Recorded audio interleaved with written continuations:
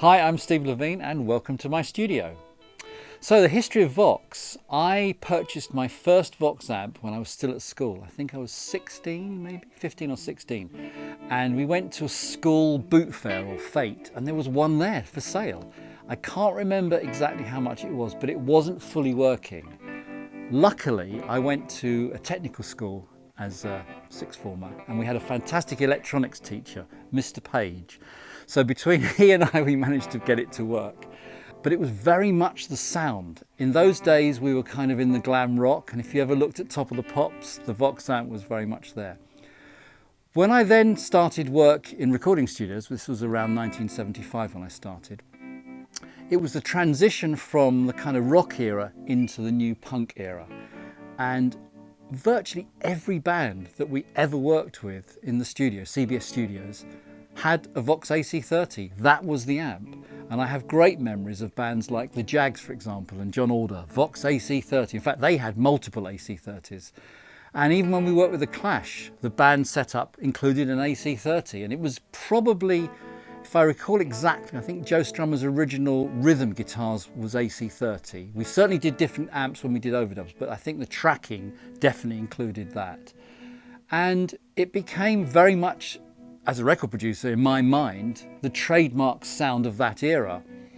And then as we moved to the 80s, amplifier technology really changed. And it's fair to say, I think most valve amps probably kind of moved to the background for a bit.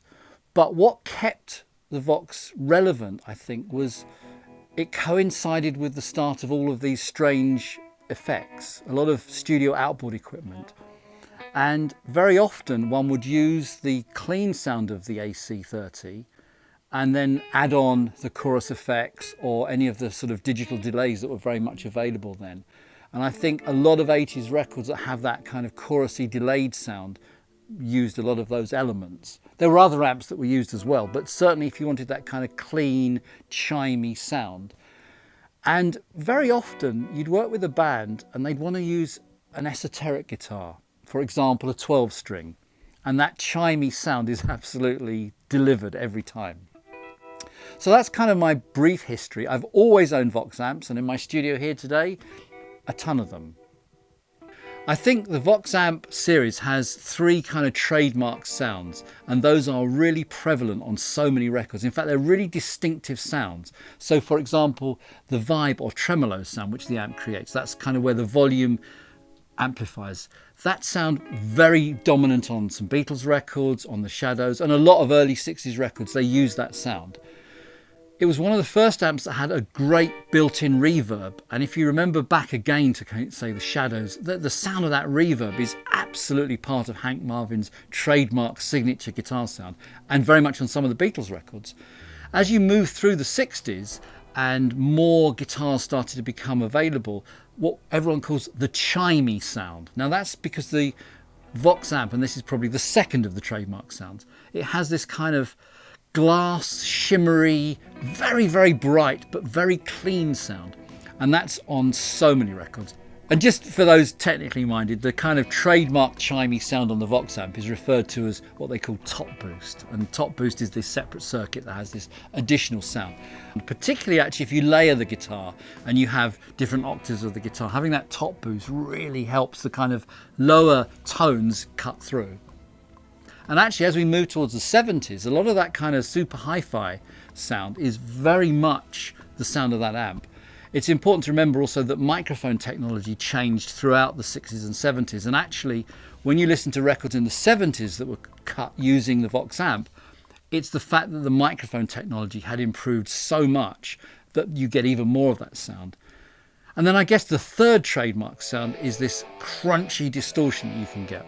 Now, that's often achieved sometimes with a pedal at the front, and there are countless examples of fuzz tones and distortion pedals at the front of a Vox amp that create that. But the amp itself does have this great trick where you can do two things. You can have the preamp loud and pull the volume down, so you're kind of overdriving the front end. You can also, with a jack plug on the AC30, actually kind of parallel up the two inputs. That's a trick that so many producers use. It's a great sound because then you get the sort of fat tone and the kind of chimey sound. So I guess those are the three trademark sounds that the amp is capable of, and literally every record you work on, you need, if not all three, certainly one or two of those sounds. I've been so lucky. I've worked with Gary Moore, one of the greatest guitarists of all time. So much of his sound is the way that he interacts with the amp.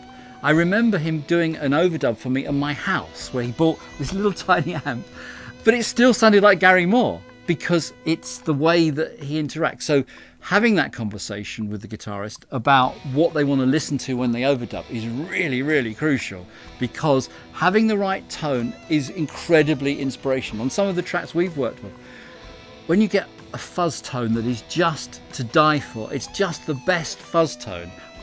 I sincerely believe, and I think my guitarist backed me up in that, you're playing with this tone, it's inspirational. That's the difference.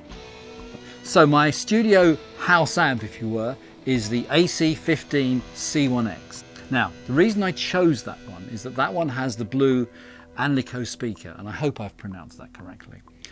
I chose that one because that to me has the most universal tone, because I'm also working with a lot of different bands, so I have to be kind of flexible.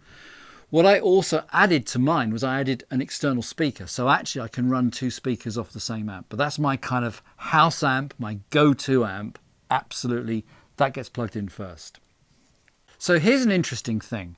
I've found through some of the guitarists I've worked with, especially somebody like Gary Moore, that sometimes you don't need a massive speaker to get that big sound. You can actually achieve a really great lead sound with a smaller amp. Makes it much easier to record as well, and easier to mic. And the guitarist can get, more feedback if they're sitting really close to it. So the AC10 C1 is probably the go-to amp for that. To my left here is probably the most famous AC30 of all time. It's got two 12-inch speakers in it, and those are the famous greenback speakers. So this model is the AC30 C2, and really kind of is, the sound of so many great records, and it's so loud that it can work in a pub without any PA. It's really, really loud. Sometimes probably even a bit too loud for a studio, but often you can run it lower and put a pedal at the front. Having the two speakers is fabulous because you can mic them with two different mics if you want a slightly different sound, or the same mics if you're lucky enough to have a pair. But you can do some great tricks with the tone, because if you have two mics, you can kind of move them around and get some phase cancelling, which can sometimes give you, particularly, if you want that kind of, that sort of mid-70s kind of glam rock sound, you can definitely get that by having a bit of phase cancellation. You get that kind of ox sound. A lot of guitarists of that era used to do it with a half-open wah-wah pedal. It's, a lot of the David Bowie records have that kind of sound. It's very kind of in your face, very middly, and you can do that by moving the mics around if you've got two speakers. It's very easy to do and quite a pleasing sound. If you're working on something that wants a lot of low end, then a single speaker can be really, really good. It's very focused, and this is the one to go. So here we have the AC30 S1. That gives you all the power, but with one single Celestion VX12 speaker in it. So sometimes when you're working with a band or a session player, they want to play in the control room, but they also want the amp in the control room, which is obviously impossible. But a head is a great compromise, because it means you can run the head in the control room and get the tone. Because if I'm using something like this in the studio and the guitarist is playing in the control room, I have to run in, set the sound, and we kind of go yes, no, run back in and go bit more, move the mics. The advantage of having a head in the control room is that you can both adjust the tone together, and all you've got in the studio is just a speaker with the microphone.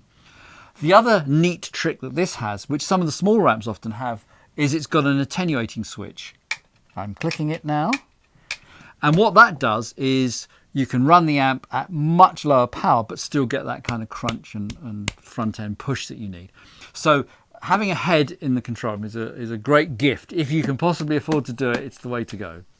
And the other thing is, if I do that, you can hear that the head has got the spring in it, and it's got a full-size spring, which is also great if you've got synthesizers and drum machines, because you can now have spring reverb in the control room with full control. The only thing you need to do is make sure you have the right box to go into the front end of here, so it's the perfect level. but you'll be rewarded with the greatest dub sounds ever by plugging into the spring reverb here.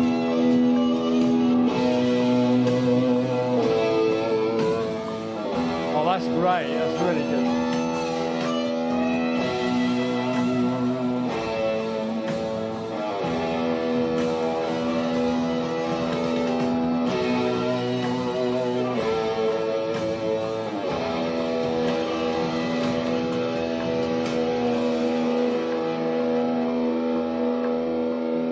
That was perfect.